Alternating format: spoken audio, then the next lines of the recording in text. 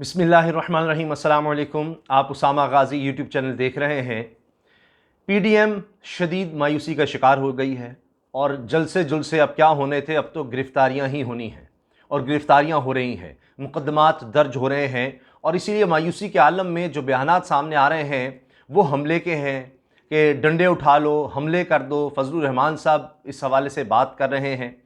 फिर जिस तरह से शहबाज शरीफ साहब ने मायूसी का इजहार किया है, वो बिल्कुल एक और अलग ही लाइन ले रहे हैं, उसकी भी हम बात करेंगे। और ये जो सारी प्लानिंग हुई है कि जी ये हमने अब हमले करने हैं, डंडे उठाने हैं, रुकावटें तोड़नी हैं, आगे जाना है, और फिर ये तक कि जी अब तो जल्द से तो हो नहीं सकते, आगे नजर आ रहा है तो अब अभी हम लॉन्ग मार्च कर देते हैं, ना कोई तैयारी है ना कोई बात। ये सारी हंगामा रही की प्लानिंग कहाँ बैठ कर हुई है और इसमें किस कदर शर्मनाक बात है कि ऐसे मौके पर, एक अफसोसनाक मौके पर, अफसोसनाक मौका है और वहाँ पर जाकर आप बातें दिखा कुछ रहे हैं और अंदर बातें क्या हो रही हैं, कौन कौन वहाँ पर मौजूद था और क्या बातें हुई हैं, मैं आपको सब चीज़ें बताऊंगा। और शहबाज शरीफ साहब जब नहीं थे और फिर उसके बाद मरीम साहिबा से क्या बातें हुई, फजलुर रहमान साहब की, वो चीज़ें भी सामने आ गई हैं, वो मैं आपके सामने रखूंगा। लेकिन इस सारी तफसील से पहले यह बात बहुत ज़रूरी है कि आज के दिन जो अहम बैठक हुई है बड़ों की, वो बहुत अहम है। और इस सूरत हाल में, और उसमें जो स्टेटमेंट आई है प्राइम मिनिस्टर हाउस से, मैं बात कर रहा हूं आईएसआई हेडक्वार्टर में जो ब्रीफिंग दी गई है। आर्मी चीफ भी वहाँ पर मौजूद थे, डीजीआईएसआई ने उनका इस्तकबाल किया, फिर वज़ीर आज़म वहाँ पर मौजूद थे इस ब्रीफिंग में, और इसमें एयर चीफ भी थे, इसमें नेवल चीफ भी थे, इसमें शाह महमूद कुरैशी साहब वज़ीर ख़ारजा भी थे, और इनके साथ असद उमर भी। अब आप अंदाज़ा लगाएं कि ये किस कदर अहम है और ये हंगामी है, अचानक है। ऐसा क्या हुआ है कि फ़ौरी तौर पर ज़रूरत पड़ी कि इन अहम शख्सियात को इस ब्रीफिंग में बुलाया जाए। और एक तरह से एक बड़ी ही खुफिया ब्रीफिंग है क्योंकि इसकी तफसीलात सामने नहीं लाई गई और इसमें सिर्फ इतना बताया गया है कि मुल्की सूरत हाल यानी दाखिली और इलाकाई सूरत हाल के हवाले से ये ब्रीफिंग थी, सिक्योरिटी के हवाले से थी।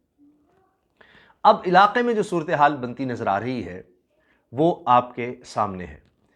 भारत के हवाले से जो ख़बरें छप रही हैं कि भारत में सेकुलरिज्म ख़त्म हो गया, इकोनॉमिस्ट भी ये कह रहा है, दुनिया के बड़े बड़े मीडिया हाउसेस कह रहे हैं कि अब भारत चाहता है कि वन पार्टी रूल हो और वहाँ पर जुल्म और बढ़ने वाला है और मुसलमानों पर मज़ीद क्रैकडाउन होने वाला है। मकबूजा कश्मीर में जो इलेक्शंस का ढोंग रचाया गया वो आपके सामने है।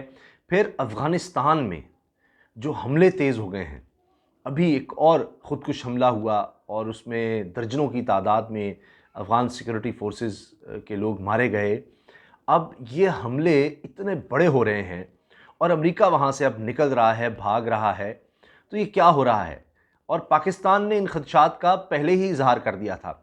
कम अज़ कम 10 बेसिस खाली कर चुका है अमेरिका। तो ख़ित्ते में आप सूरत हाल देख रहे हैं, बदल रही है, सी पैक आगे बढ़ रहा है और उसको ख़तरात बढ़ रहे हैं।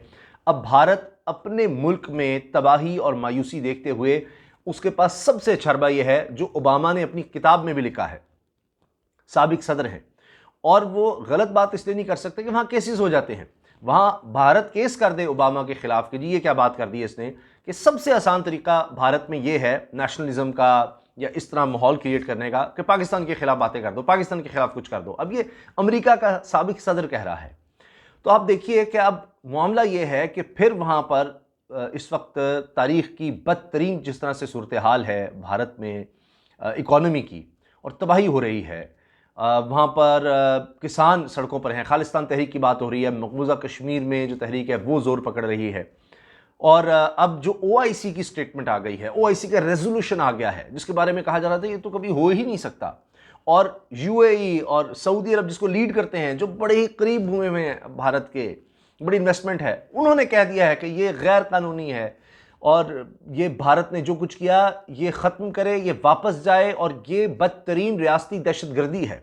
ऐसे ऐसे अल्फाज इस्तेमाल कर दिए भारत के ख़िलाफ़ कि ये कभी भी नहीं यहाँ पर अमन हो सकता, ये कभी भी ओआईसी के लिए काबिल कबूल नहीं है। ये सब बातें इस्लामोफोबिया की बातें, ये मुसलमानों के ख़िलाफ़ नफरत सबसे ज़्यादा भारत में फैलाई जा रही है, कैंप्स बनाए। तो ये सारी सूरत हाल ऐसी है कि इस हवाले से ये ब्रीफिंग बड़ी अहम थी। फिर आप ये देखिए कि गिलगित बल्तिस्तान में जिस तरह से पहले इंटेलिजेंस रिपोर्ट्स थीं, माहौल को ख़राब करने की कोशिश की गई, हंगामा रहे की कोशिश की गई, अब फिर आप मुल्क में देखिए कि दोबारा ये बातें हो रही हैं। तो मैंने जहाँ तक अपने सोर्सेज से बात की है, जो यानी इन चीज़ों को समझते हैं, हसास मामलात को, या इंटेलिजेंस के लोग हैं, वो ये कह रहे हैं कि ये फेलियर है बिल्कुल, इसमें तो कोई दो राय नहीं। ये जो अंदर हंगामा राय की कोशिश है, या ये अपोजिशन जो पीडीएम के जलसे करने जा रही है या कोशिश कर रही है, ये तो किसी सूरत कामयाब नहीं होते नज़र आ रहे। और ये तो आप लिख लें, आगे अल्लाह बेहतर जानता है, वल्लाहु आलम, कि ये अब कहानी ख़त्म है जलसे जुलूसों की, और अब है गिरफ्तारियों की और मुकदमात की। पेशावर में जो जलसा किया गया उस पर मुकदमात दर्ज हो गए हैं, ये पीडीएम की लीडरशिप के ख़िलाफ़, अब उसमें ये भागते फिर रहे हैं। ये हुआ ये कि जनाब, ये इसमें कासिम बाग में इन्होंने जो जलसा करना था, वहाँ जाकर ताले तोड़े गए, कब्ज़ा कर लिया गया। फिरदौस आशिक खान साहिबा ने कहा कि जी जिन्होंने ताले तोड़े उनके हाथ तोड़े जाएंगे। अब आप कैसे इस तरह यानी सबके सामने कानून की धज्जियाँ उड़ाएं, तोड़ें? पूरी दुनिया इस वक्त वबा की लपेट में है, हर जगह पाबंदियाँ लगी हुई हैं। जो बुनियादी इंसानी हुकूक होते हैं, ममालिक ने उन पर पाबंदियाँ लगा दी हैं कि जी आप, यानी ये बुनियादी हक़ है कि लोग इकट्ठे हों, बाहर निकलें, घूमें फिरें, लेकिन ऐसे लॉकडाउन में तो ये चीज़ें ख़त्म हो जाती हैं, पूरी दुनिया ने ख़त्म की। अब इमरान खान साहब ने भी वाज़ेह ऐलान कर दिया, और इतनी सीरीज़ में इतनी ट्वीट्स उन्होंने कम ही की होंगी, इतना तफसील से बयान उन्होंने जो दिया है कि सारी लीडरशिप वो है कि जो अपने नाजायज़ गैर कानूनी असासों को बचाने की निकली हुई है। ये जो लोग सामने आए हैं, इनकी औलादों ने कभी दिन में कभी काम नहीं किया, और ये सब अपनी करप्शन बचाने के लिए और एनआरओ के लिए ये अब आखिरी हद तक जाने के लिए तैयार हैं। और इमरान खान साहब ने फिर दोहरा दिया, कोई एनआरओ नहीं मिलेगा। तो अब जनाब है पकड़ धकड़। ये जो फजलुर रहमान साहब ने बात कही है ना कि जी अब डंडे लेकर आओ और डंडे मारो, रुकावटें तोड़ो, सारे इकट्ठे हो जाओ, ये असल में मायूसी के आलम में है। शहबाज शरीफ साहब कह रहे हैं जी ये तो कौमी सतह की बातचीत की ज़रूरत है, नेशनल डायलॉग की, जिस तरह वो नेशनल गवर्नमेंट की बात करते थे, ये अब उसकी ज़रूरत है, और हालात बड़े ख़राब हो गए हैं। तो ये सब इनको नज़र आ रहा है कि अब गिरफ्तारियाँ होनी हैं। मोहसिन शाहनवाज रांझा, बड़े इनके अहम आदमी हैं और बड़े नज़र आते हैं आपको टॉक शोज़ में, उनके ख़िलाफ़ मुकदमा, उनके ख़ानदान के ख़िलाफ़ गैर कानूनी तौर पर 1500 कनाल से ज़्यादा अराज़ी उन्होंने महकमे माल की अपने नाम ट्रांसफ़र कराई, उस पर अब उनकी गिरफ्तारियों के लिए छापे मारे जा रहे हैं, उनकी फ़ैमिली के लिए। आप अंदाज़ा लगाएं। तो सूरत हाल तो ये है, केसेस सामने आ रहे हैं, और इसके लिए भी मुकदमा दर्ज किए जा रहे हैं।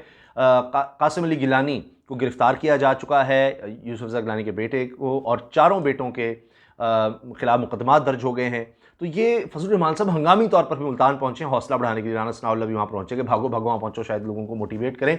लेकिन अब ये मामला नहीं होना। जब इन्होंने कब्ज़ा किया कासिम बाग पर, तो फिर इंतज़ामिया हरकत में आई। ये पहली दफ़ा इस तरह से हुआ है, पहली दफ़ा।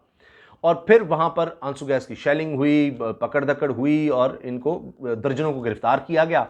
अब उसके बाद ये कह रहे हैं जी लोग निकलें आएँ, अब हम लॉन्ग मार्च करेंगे। जलसा हो नहीं रहा, लॉन्ग मार्च के लिए लोगों को निकालेंगे।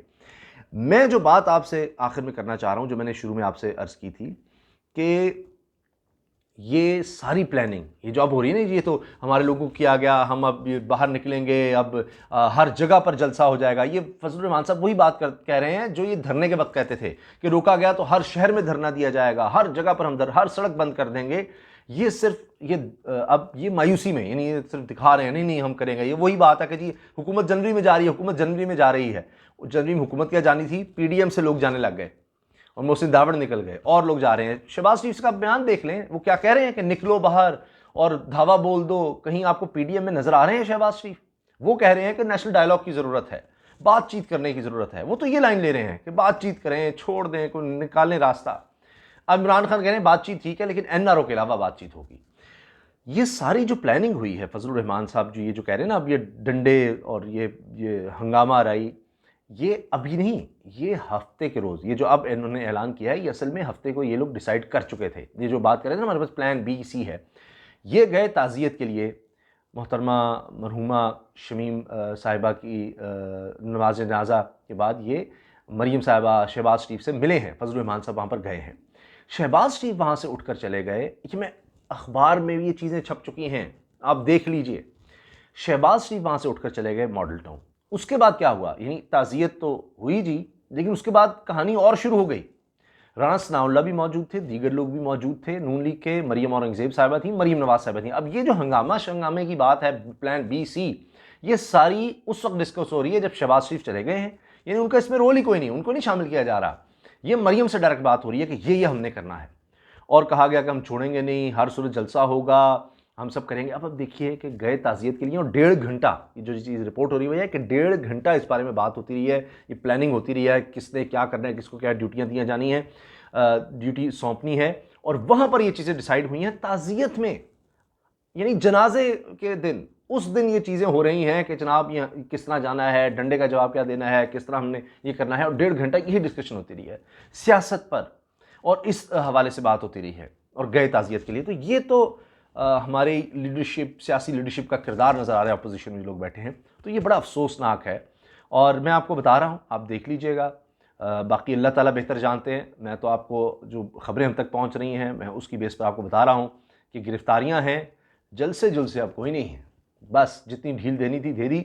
इमरान खान साहब फैसला कर चुके हैं कि ठीक है, तनकीद करें, जो करना करें, माली नुकसान पहुँचाया गया, बहुत कुछ किया गया, मगर जब इंसानी जानों की बात आएगी, जब ये इस तरह से लोगों को वबा फैलाने की बात आएगी, तो ये इसकी इजाज़त नहीं हो सकती। और ये प्रूव हो गया है कि पेशावर जलसे के बाद वबा फैली, और मुकदमात इसी हवाले से दर्ज हो रहे हैं कि पेशावर जलसे के बाद वबा फैली है, और इसीलिए जो मुंतज़मीन थे उनकी लीडरशिप के खिलाफ मुकदमात दर्ज हो रहे हैं। और ये फैक्ट्स होते हैं, ये कोई आप अपने से नहीं बना सकते, ये चीज़ें आप वेरीफाई कर सकते हैं। कितने लोग हॉस्पिटल में कितने गए हैं उस जलसे के बाद, कैसे तादाद बढ़ी है, ये खुद जाकर देख लें, कितने हॉस्पिटल भर गए हैं, वहाँ पर क्रिटिकल पेशेंट्स की तादाद बढ़ गई है। तो इससे आप अंदाज़ा लगाएं क्या इसकी इजाज़त दी जा सकती है। कब तक, आखिर कब तक आप हाथ पर हाथ रखे बैठे, हुकूमत कहेगी अच्छा लोग मरते हैं, मरने दें, अब क्या करें। ये लोग अब कहेंगे कि जी देखें हम पर विक्टिमाइजेशन हो गई, ये हो गया। तो अब ये मायूसी में इसलिए टकरा रहे हैं कि लोग तो इकट्ठे होने नहीं, पेशावर में ही मोमेंटम नीचे जाने लग गया था, और उससे पहले नीचे जाने लग गया था। तो वो अब बेहतर इनको ये नज़र आ रहा है कि जी हमें तो पकड़ लिया गया था, तो उसके लिए एक काम ही इस तरह का कर रहे हैं कि जी हमें पकड़ा जाए, और पकड़ने से शायद ये बन जाए कि मजलूमियत का कार्ड आ जाए, हमें तो पकड़ लिया था इसलिए जलसे नहीं हुए, ये हुआ वो हुआ, रुकावटें थी, फलां ब्ला ब्ला ब्ला।